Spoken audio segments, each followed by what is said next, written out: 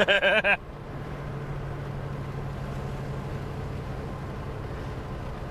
folks, and welcome to yet another episode of the Compression Vlog. And on today's episode, we are talking about one of my favorite topics, and a topic that I really want to get into, and that is reasons why we need to save the manual transmission. Besides the obvious capability of doing that, I should really look for cops behind me before I do that. Don't do that.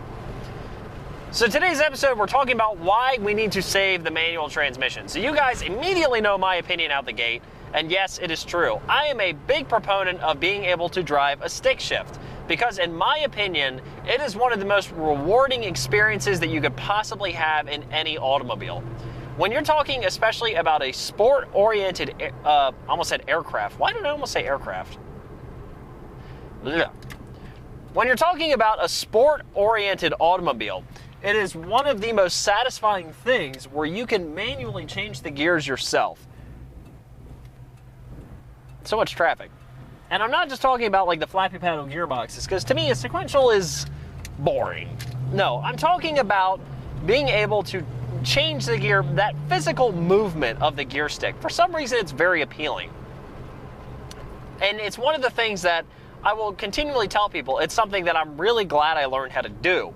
I'll admit, when I was learning to drive, not only was I intimidated by the automobile, which is another fun story for another fun topic, but I was intimidating with the idea of trying to learn how to drive a stick.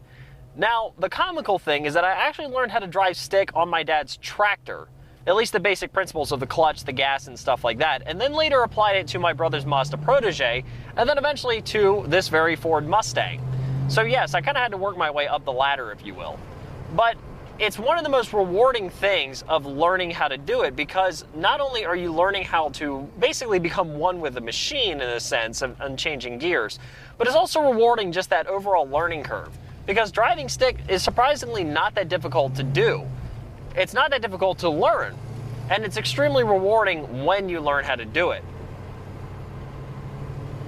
So in terms of the modern automobile, in my opinion, why does the stick shift need to stick around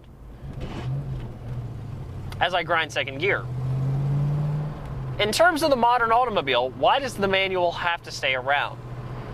Well, in my opinion, again, it's all about the driving pleasure. It's all about the kind of car that you purchase and how you want to drive it.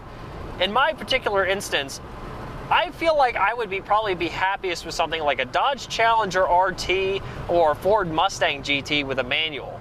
But I also like much smaller sports cars like the Mazda MX-5 and the Fiat 124, otherwise known as an Italian Mazda MX-5.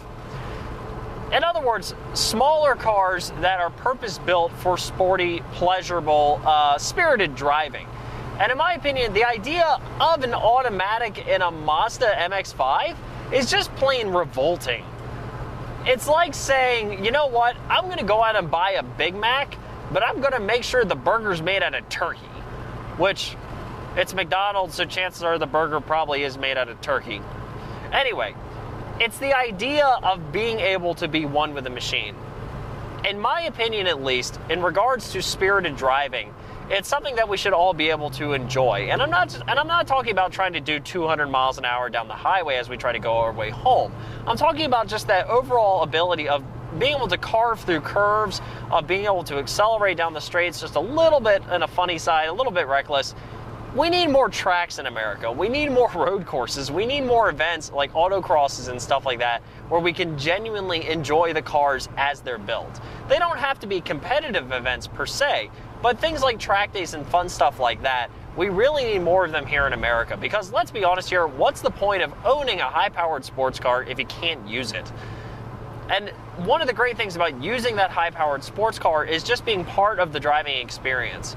Feeling like you have a mastery of the machine not only builds confidence in yourself, but it is also just a genuinely great feeling altogether.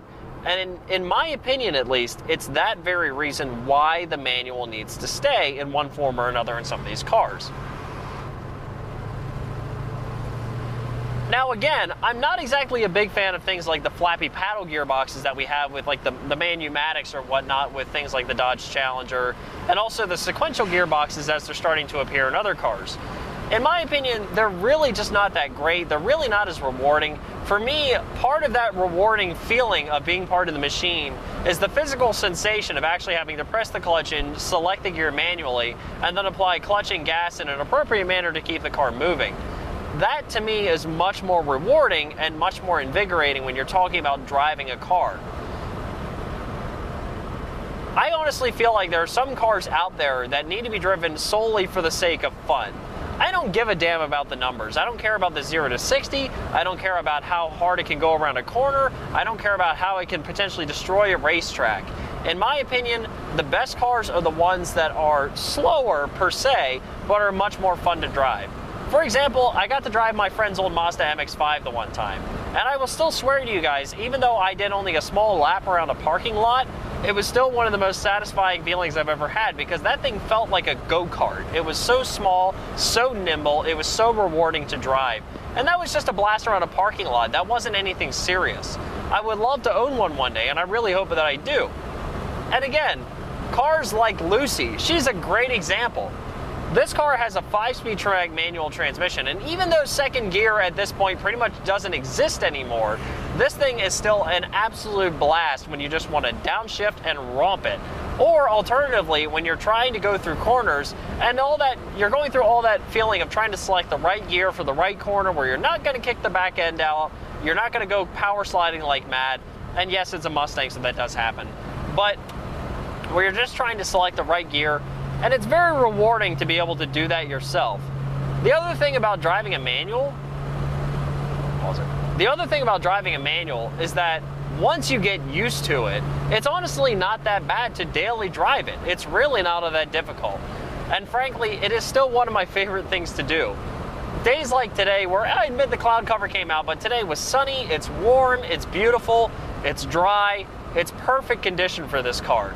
This is one of these great days where it's just good to genuinely go out for a drive.